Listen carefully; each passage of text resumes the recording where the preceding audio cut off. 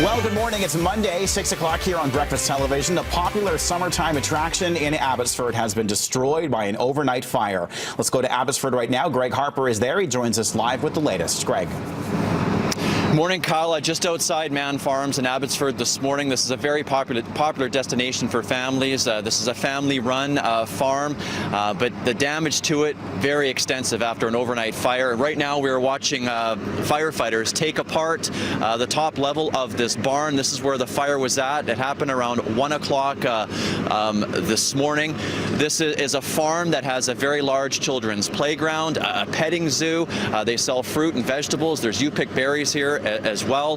No animals were hurt in this fire. However, there was a firefighter who was taken to hospital. On arrival, crews had a fully involved back half of the building, heavy flames coming out through the roof. This time we've got one firefighter being checked due to the warm conditions and stuff. We're just keeping an eye on our crews. So what caused this fire? That's being investigated. Where it actually started, that's being investigated as well. There will be fire investigators here likely throughout the day. This is a farm that, again, Kyle, very popular with families. It will be closed for some time. They were able to salvage some of the produce that's sold in the barn here because it was in a cooler. Kyle? All right, Greg Harper reporting live this morning for us in Abbotsford. Greg, thanks for that.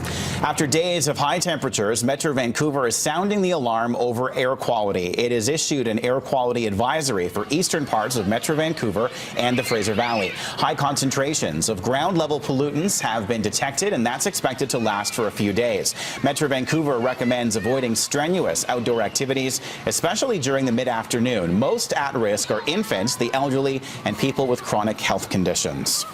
Concerns over heat stroke are growing across the region, with this record-breaking heat wave continuing to blast parts of our province. Despite the hot, dry weather, the Vancouver Coastal Health and Fraser Health authorities say they haven't seen an increase in the number of patients needing treatment. Health experts are advising you to keep your home cool and that you check on elderly neighbors and family members. Children, seniors, and people with chronic health conditions are most vulnerable in this heat. Records were broken this weekend in Lytton, Osoyoos, Pemberton, Princeton, and West Vancouver. Metro Vancouver's water supply appears to be in good shape for now. The regional district says reservoir levels are sitting around 90%, and watering restrictions will remain in place to make every drop count.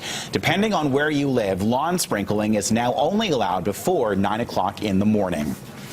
The BC Wildfire Management Branch says it has also been busy dealing with 45 wildfires across the province over the weekend. 474 fires have burned in the province since April 1st. The Sugar Lake wildfire burning near Vernon began on Saturday afternoon and spread to 33 hectares at one point. Firefighters are also working to contain a blaze near Quesnel that has spread to 12 square kilometers and has forced the evacuation of the Uchinico Lake Ranch Lodge.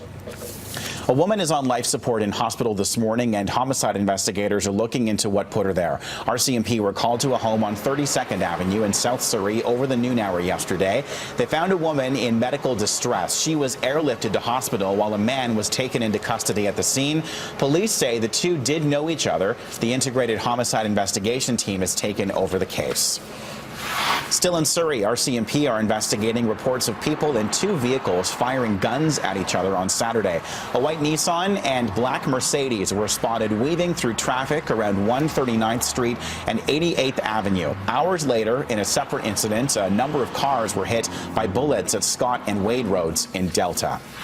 Crews were back at Golden Ears Provincial Park yesterday, renewing their search for a woman's body. The woman, in her 20s, is presumed drowned after falling into Gold Creek last month. Coquitlam and Ridge Meadows Search and Rescue have been handling this recovery operation. Last year, 2 young men also died in the creek, which runs dangerously high and fast. Well, it has now been 2 weeks since the mysterious disappearance of a 5-year-old boy and his grandparents in Calgary. Police have also completed their search for evidence in the home of Alvin and Kathy Lickness. But a search in a northwest Calgary landfill continues, as well as a search of a rural property. The property is also the home of Douglas Garland, a person of interest in this case. The trio disappeared on June 29th following an estate sale at their home.